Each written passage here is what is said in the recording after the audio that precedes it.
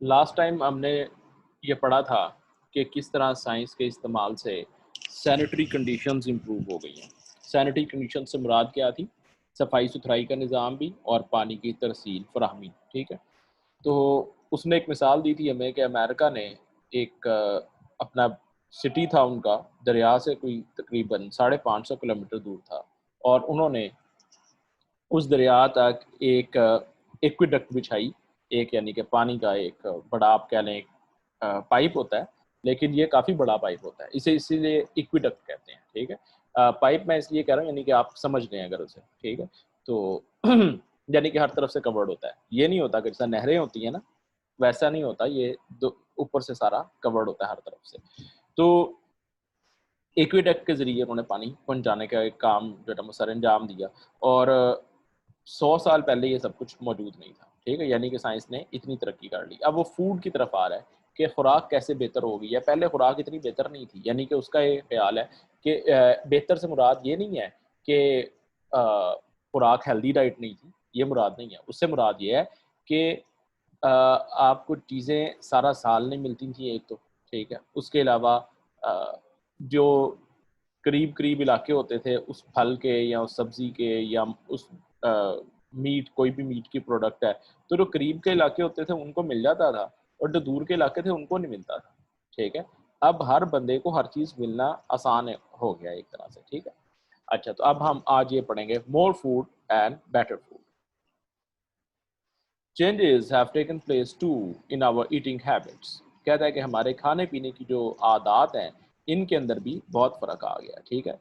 पहले ज़माने में आप भी खैर अपने बड़ों से, बुज़ुर्गों से सुनते होंगे, दादा दादी से, नाना वगैरह से, इनसे सुनते होंगे कि अ, हमारे दौर में इतने अजीबो-गरीब जो तुम खाने खाते हुए नहीं थे, ठीक है? हम भी सुनते हैं कि भई ये तुम जो नए-नए खाने खाते रहते हो, ये खाने हमारे दौर में नहीं होते थे, हम तो बस सादा ही या चावल खा रहे हैं, रोटी खा रहे हैं, बस सादी-सादी चीज़ें, ठीक है? अच्छा, अब वो वजह क्या थी? उनकी ईटिंग हैबिट्स क्यों ऐसी थी? क्योंकि अवेलेबिलिटी नहीं थी, ठीक है? अब हमारे पास जो अवेलेबिलिटी का लेवल है, वो उनसे बहुत ज़्यादा है, ठीक है? मिसाल के तौर पे फ़िश जो थी, वो सिर्फ़ उन्हीं लोगों के लिए आसानी से मिलती थी उनको, जो समुद्री इलाकों के करीब रहते थे या दरियाई इलाकों के करीब रहते थे, ठीक है? जो दूर-दराज़ के इलाकों में होते थे, वहाँ पे फ़िश नहीं होती थी, और फ़िश होती भी थी तो सारी किस्मों की तो नहीं होती थी, ठीक है? अब हमारे पास हर किस्म की फ़िश जो है वो मौजूद है, इवन कि आप अगर खाना चाहते हैं, प्रॉन्स खाना चाहते हैं, वो भी खा लेते हैं, क्रैब्स खाना चाहते हैं आप, वो भी मिल जाते हैं, ठीक है? तो पानी की कोई भी चीज़, ऑक्टोपस भी लोग खाते हैं। बताइए आपको, चाइना में ख़ैर ज़्यादा खाए जाते हैं, यानी कि हमारे भी इधर खाते हैं लोग। तो उसके अलावा और बहुत मोस्ट इंटरेस्टिंग बात ये है कि शार्क का गोश्त भी मिल जाता है, पता है आपको? ठीक है, बहुत एक्सपेंसिव होता है लेकिन मिल जाता है। तो यानी कि आम सिटीज़ में, और वो क्योंकि उसका एक्सपेंसिव बहुत है तो बहुत कम यूज़र्स होते हैं या कंज़्यूमर्स होते हैं। अच्छा, तो अब वो कहता है कि हमारी ईटिंग हैबिट्स चेंज हो गई हैं। ये आपको पता है कि हमारी ईटिंग हैबिट्स अब वो पुराने ज़माने वाली ईटिंग हैबिट्स नहीं है। ठीक है? ये एक काबिल-फ़हम बात है, आपको समझ आ गई है इसकी वैसे। Through the use of science, we have learned that it is helpful to eat many kinds of foods, and we have learned how to provide ourselves with a variety of foods throughout the year. कहता है कि हमने एक बात ये समझी है, science ने हमें ये बात समझाई है कि हर तरह का खाना खाना चाहिए, ठीक है? यानी कि प्रोटीन्स, फाइबर, और उसके अलावा आपको विटामिन्स, कैल्शियम, हर चीज़ आपके लिए ज़रूरी है, ठीक है? उसकी कोई मिकदार आपके लिए ज़रूरी है। तो आपने क्या करना है, आपने डिफरेंट किस्म के फल और सब्जियाँ खाते रहेंगे और गोश्त खाते रहेंगे, यानी कि डिफरेंट टाइप ऑफ फूड्स जब आप खाते रहेंगे, तो उससे क्या होगा, आपकी डाइट जो है वो आप सही रहेगी और आप हेल्दी रहेंगे, यानी कि बैलेंस्ड डाइट जिसको कहा जाता है, ठीक है? और बैलेंस्ड डाइट आप अगर जो पढ़ते हैं फिजिकल एजुकेशन, उसके अंदर भी आपको बताया जाता होगा कि बैलेंस्ड डाइट जो है वो इंसान के लिए कितनी ज़रूरी है। और कहते हैं, and we have learned how to provide ourselves with a variety of foods throughout the year. और ये खुराक मुख्तलिफ जो वैरायटी है खुराक की, इसको प्रोवाइड करना भी तो एक काम है ना, पूरा साल आप तक पहुंचती रहे। तो ये प्रोवाइड करना भी साइंस ने हमें सिखा दी, किस तरह आप इसको संभाल के रख सकते हैं।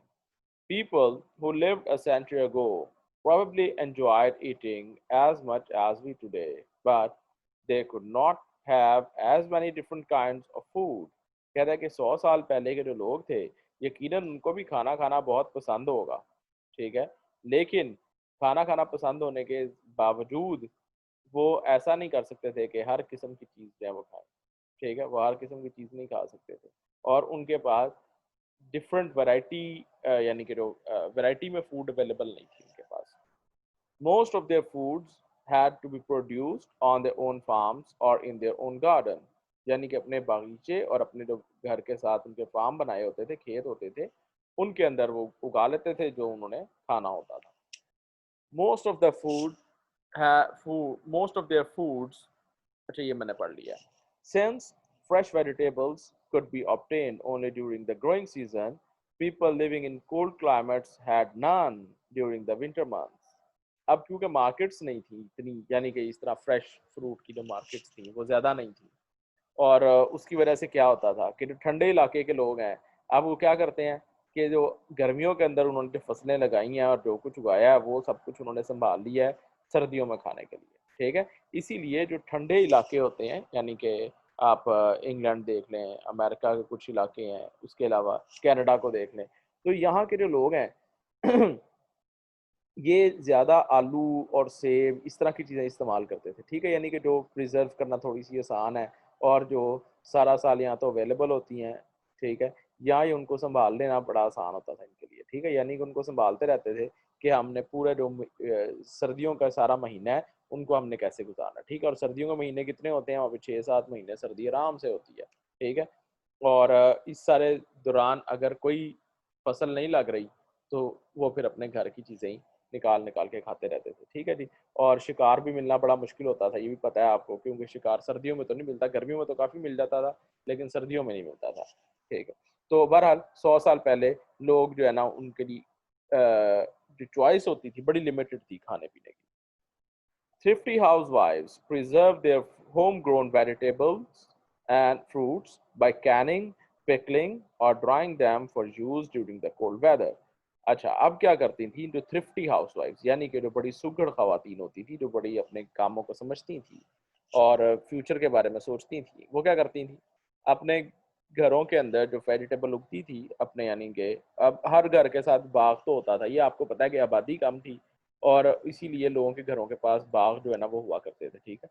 तो उन बागीचों में जो ये फसलें वगैरह लगाती थीं, उन्हीं फसलों को क्या करते हैं फ्रूट और वेजिटेबल दोनों चीज़ें, उनको कैन कर लेते थे, यानी कि उनको डब्बों में बंद कर लिया, उनका अचार डाल लिया पिकलिंग, ठीक है? अचार डाल लिया और drying them for use during the cold weather या फिर उनको सुखा लिया करते थी और फिर वो इस्तेमाल करते रहते थे सर्दियों के महीने में। यानी कि जिस तरह मिर्चियाँ हैं फ़र्ज़ करें, ठीक है? उनको गर्मियों के अंदर आपके पास लगी हैं, आप अब उनको सुखा लें और उसके बाद क्या होगा, उसके बाद आप जो अगला सुखाने के बाद आप उसका पाउडर बना लें और उसको रख लें और अगला सारा साल इस्तेमाल कर सकते हैं, ठीक है ना? इस तरह और भी इस तरह की बहुत सी चीज़ें हैं। मिसाल के तौर पे लोग अभी भी करते हैं, अचार तो आपने अभी भी देखा होगा घरों में डलता है अभी भी अचार और वो क्या तरीकाकार होता है उसका कि उसको नमक लगा के बाहर रख देते हैं ताकि उसका पानी सारा निकल जाए और जब पानी निकल जाता है फिर उसको सँभालना आसान हो जाता है, ठीक है? और कुछ जो है वो उसको ऑयल के अंदर डिप कर देते हैं और ऑयल के अंदर डिप ना भी करें तब भी आपको पता है कि अचार जो है वो पूरा साल आराम से गुज़रता रहता है, बल्कि उससे आगे भी चला जाता है। अच्छा, तो ये यानी कि उन्होंने तरीके किस तरह सीखे थे? ये आहिस्ता-आहिस्ता यानी कि जब इंसान आगे जाते गए तो फिर उन्होंने सीखते गए, आहिस्ता-आहिस्ता सीखते गए अपने एक्सपीरियंस से, ठीक है? ये लेकिन सारे तरीके कौन से हैं? नेचुरल तरीके हैं, इनमें कोई साइंटिफिक तरीका भी इन्वॉल्व नहीं हुआ, ठीक है? ड्राई जो है वो क्या कैसे करते हैं? वो गोश्त को भी ड्राई कर लेते थे पुराने ज़माने में, ठीक है? और फिर वो ख़राब नहीं होता था, क्योंकि जब पानी निकल जाए फिर वो ख़राब नहीं होता। कोई भी चीज़ ख़राब होने के लिए उसके अंदर पानी होना जो है ना बड़ा ज़रूरी है, ठीक है? और ये सारे बैक्टीरिया वगैरह फिर ख़राब करते हैं उसको अगर उसमें चीज़ में पानी मौजूद हो। Meats were preserved by salting and drying और by freezing when the weather was cold enough और मैंने भी बताया आपको तो गोश्त को बता रहे हैं कि जी अब उसको नमक लगा के उसको सुखा लिया जाता था, ठीक है? सारा पानी यानी कि उसका निकल जाता था फिर वो सुखा लेते थे उसे और by freezing when the weather was cold enough और फिर उसको जब बहुत ज़्यादा ठंडा मौसम आ जाता था फिर उसको फ्रीज़ भी कर लेते थे, ठीक है? और ये अंडरग्राउंड सेलर्स इन्होंने बनाए होते थे, ऐसा भी होता था अंडरग्राउंड यानी कि पा ज़मीन के नीचे जो है ना जगह बनाई हुई है जिसके अंदर ये जाकर सँभाल के रख लेते थे चीज़ें, ठीक है? यानी कि हर किचन के अंदर एक जो है ना स्टोरेज हाउस एक साथ हुआ करता था, ठीक है? और उसके अंदर ये सारा सँभाल लेते थे। हमारे जो अगर आप गाँव के किचन देखें, तो उनके किचन में बर्तन-बुर्तन कम होते हैं, लेकिन किचन होता काफ़ी बड़ा है, ठीक है। और जो बर्तन यानी कि हमारे वाले बर्तन, ये डिनर सेट वगैरह इस तरह के बर्तन कम होते हैं, लेकिन देगचियाँ और बड़े-बड़े जो सारे देगें वगैरह जो सब कुछ उनके पास मौजूद होता है, ठीक है। और आप देखेंगे कि उसकी स्पेस बहुत ज़्यादा होती है, ठीक है। वो स्पेस क्यों ज़्यादा होती है? क्योंकि उन्होंने उसके अंदर ही दूध को जो है प्रोसेस करना है, यानी कि उसकी मलाई वगैरह निकालनी है, देसी घी बनाना है, जो भी उन्होंने सारे काम करने हैं मलाई से, और उसके अलावा दही जमाना, ये सारा कुछ उन्होंने अपने किचन के अंदर सेट किया होता था, ठीक है। तो गाँव के अंदर अभी भी ये थोड़ा-सा फैशन ज़्यादा है। ख़ैर अब तो फ्रिज वगैरह आ गए हैं, गाँव के अंदर भी मिल जाती हैं, लेकिन फिर भी कुछ लोग प्रेफ़र करते हैं, घर तो पुराने ही बने हुए हैं ना, तो इसलिए उनके अंदर वो किचन वैसे ही बड़े-बड़े हैं। जो नए घर बन रहे हैं वो आपको पता है, फिर उनके अंदर किचन के ऊपर हमें इतनी वो स्पेस देने की ज़रूरत नहीं होती। फ्रिज और माइक्रोवेव ओवन, और पता है आपको ओवन और माइक्रोवेव ओवन ही सारा कुछ कर देते हैं आजकल। बड़े-बड़े चूल्हे रखने की और ये सारा कुछ करने की ज़रूरत खत्म हो चुकी है। Seafoods were generally available only along the coast. Fish and shellfish could be eaten on soon enough they were after they were caught. अच्छा, अब जी क्या होता है? कह रहा है कि जो सी फूड है, यानी कि जो समुद्री खुराक है, वो सिर्फ कहाँ मिलती थी? सिर्फ कोस्टल एरियाज जो हैं, और यानी कि साहिल समुद्र के करीब करीब जितने इलाके हैं उधर मिल जाती थी। Fish and shellfish could be eaten soon after they were caught, और जैसे ही आपने मछलियाँ पकड़ी हैं और शेल फिश या जो भी आपने चीज़ें पकड़ी हैं, उनको साथ ही आपको खाना पड़ेगा, ठीक है। अब वो उनको जब लेके जा रहे होते थे तो रास्ते में ख़राब हो सकती थी, ठीक है। अभी जिस तरह कभी आप में से कुछ लोग जो गाँव से कनेक्टेड होंगे, तो जब आप गाँव से वापस आ रहे होते होंगे, तो साथ कोई ना कोई अपनी चीज़ ले आते हैं, गोश्त ले आते हैं या दूध ले आते हैं, ठीक है, खालिस मिल जाएगा भई। तो वो लेके आ रहे होते हैं कि गर्मियों में आप बड़ा ध्यान रखते हैं। गर्मियों में आप उसको बार-बार गाड़ी के एसी के सामने रखते हैं, यहाँ लेके ही नहीं आते, ठीक है। और अगर लेके आना हो, तो आप उसको इतना पहले फ्रीज़ करने में रख के लिए रख देते हैं कि शहर तक पहुँचते-पहुँचते वो पिघले ना भी, ठीक है। और पिघले तो फिर सिर्फ़ 10-15 मिनट ही हुए हों पिघले को, ठीक है ना। तो वो ठंडा रहता है जब तक, तब तक वो सही रहता है। अब ये पुराने ज़माने में ये सारी टेक्नीक्स नहीं थी उनके पास, ठीक है। वो छकड़ों में जा रहा होता था, अब छकड़े में सामान जा रहा है, ऊपर आपने जनाब उसकी चादर डाल दी है, ठीक है। ज़ाहिर-सी बात है, चादर तो डालनी पड़ेगी, क्योंकि मछलियाँ हैं तो जानवर आ सकते हैं। उसके ऊपर जनाब चादर भी डाल दीजिए, अब वो कितना अंदर ह्यूमिडिटी क्रिएट होगी, ठीक है। और फिर उसके बाद आपको पता है कि फ़िश से तो बू बहुत जल्दी आनी शुरू हो जाती है। Regardless of where people live today, they can obtain some fresh fruits, meats and vegetables throughout the year. कहता है और आप इस बात से बेपरवाह हो जाएं आप कि आप जहाँ भी रहते हैं, कोई इस बात की टेंशन नहीं है। जहाँ भी रहते हैं आपको फ्रेश फ्रूट मिलते हैं, फल भी मिलते हैं, सब्जियाँ भी मिलती हैं, और साथ ही साथ आपको गोश्त भी मिलता है, ठीक है। अब फ्रेश क्यों मिलता है? क्योंकि गोश्त के लिए स्लॉटर हाउसेस बन चुके हैं, और स्लॉटर हाउसेस से वो बड़ा खूबसूरत पैकिंग्स के अंदर भी निकालते हैं। पैकिंग ना भी हो, उसके अलावा भी बड़ा अच्छा जो है गोश्त निकाल के वो भेजते हैं मार्केट्स के अंदर, ठीक है। और वो मार्केट के अंदर ठीक है, जो भी बाकी जो प्रॉब्लम्स होती हैं वो ये ठीक है, एक अलग बात है। लेकिन साइंस जो है वो नहीं ये कहती कि आप लोगों को दूध के अंदर पानी मिला के दें या दूध के अंदर केमिकल्स मिला के दें। साइंस ये नहीं कहती, तो लोगों का अपना प्रॉब्लम है, ठीक है। इसी तरह फ्रूट और वेजिटेबल जो हैं वो अगर आप देखें तो आपको मिलते नहीं हैं। आप सारा साल भी मिल सकते हैं वैसे तो, लेकिन वो थोड़े से ज़रा एक्सपेंसिव होते हैं, यानी कि जिसको फ्रोज़न फूड हम कहते हैं, ठीक है। और वो बता रहा है आगे कि कैसे मिल जाती हैं। By the quick freeze method, vegetables, fruits, seafoods, and meats of various kinds can be preserved so that they are both nutritious and enjoyable.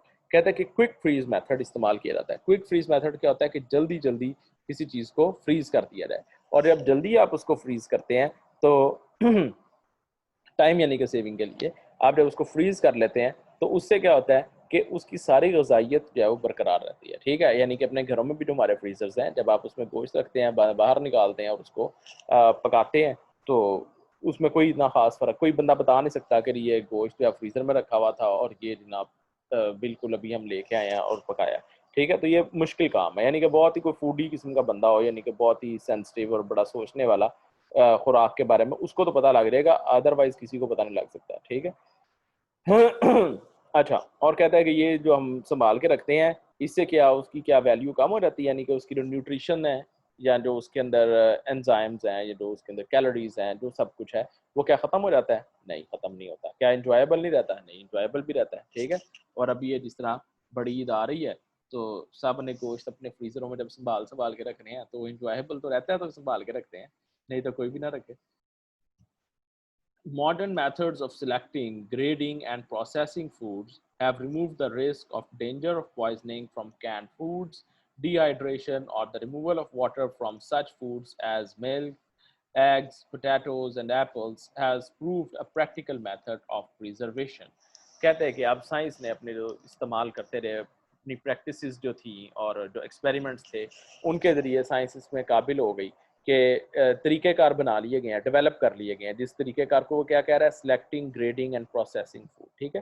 Processed food आपने सुना होगा नाम, बड़ा आप सुनते होंगे कि जी प्रोसेस्ड फूड ना खाएं।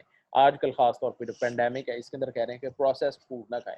वो इसलिए कह रहे हैं कि प्रोसेस्ड फूड आमतौर पे जो हमारे पास होती है वो उसमें चीज़ होता है और उसमें इस तरह की चीज़ें जिसमें कार्बोहाइड्रेट्स बहुत ज़्यादा हैं, शुगर बहुत ज़्यादा है और जब शुगर आप बहुत ज़्यादा इनटेक कर लेते हैं तो फिर उससे क्या होता है, हमारा इम्यून सिस्टम जो है वो लो हो जाता है, ठीक है, और ब्लॉक भी हो जाता है, ठीक है, ब्लॉक भी हो सकता है अगर इम्यून आपकी शुगर लेवल बहुत ज़्यादा हो जाए तो इम्यून सिस्टम हमारा ब्लॉक हो जाता है, ठीक है, और उसके बाद आपको कोई पता नहीं होता कि आप के साथ क्या हो रहा है। जिस तरह अगर आप खाना जब खा रहे होते हैं तो जब हम खाना खाते हैं इसमें थोड़ा-सा जब कहा जाता है ना कि आपको फुल बहुत ज़्यादा सैर होके नहीं खाना चाहिए, पूरा पेट भर ले बंदा और साँस भी ना आ रहा हो, इस तरह नहीं खाना चाहिए। वो क्यों कहते हैं?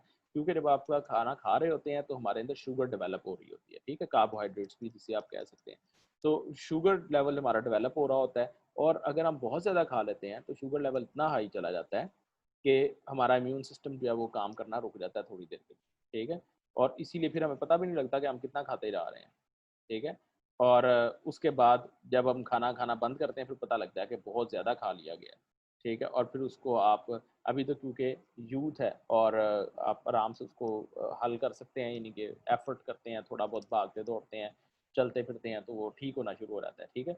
और आहिस्ता-आहिस्ता आपको दोबारा नॉर्मल पे ले आते हैं। लेकिन ये प्रैक्टिस अगर आप चलाते रहेंगे तो क्या होगा, और इसीलिए बताया आपको आजकल शुगर लोगों को बहुत ज़्यादा है, ठीक है? बहुत ज़्यादा लोग हैं जिनको शुगर होती है, वो क्यों किस वजह से होती है? वो इसीलिए होती है कि लोगों की ईटिंग हैबिट्स जो हैं वो मुनासिब नहीं है। बहुत ज़्यादा खाना और बैलेंस्ड फूड ना खाना, ये 2 उसकी बड़ी वजूहात है, ठीक है? चीनी खाने से नहीं होता ये।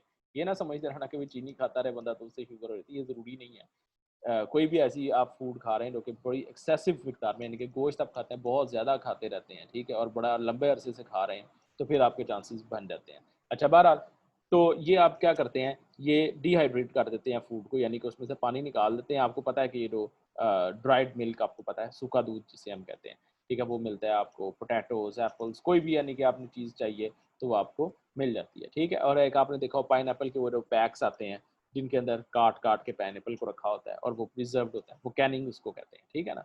तो कैन्ड फूड यहाँ पे हमारे अफेक्शन कम है क्योंकि लोग इस्तेमाल नहीं करते और कैन्ड हमें ज़रूरत भी इसलिए नहीं है कि हमारे पास फ्रेश फूड चीज़ें बड़ी मिल जाती हैं। लेकिन अगर आप वेस्टर्न कंट्रीज़ में जाते हैं तो कैन्ड फूड आपको हर जगह पे मिलेगी, हर चीज़ के अंदर कैन्ड प्रोडक्ट्स आपको नज़र आएँगी, ठीक है? टोमेटोज़ भी इवन, यानी कि टमाटर अगर आपको चाहिए तो आपको कैन्ड टमाटर भी मिल जाएँगे, वो पेस्ट बना के रखी होती है उन्होंने।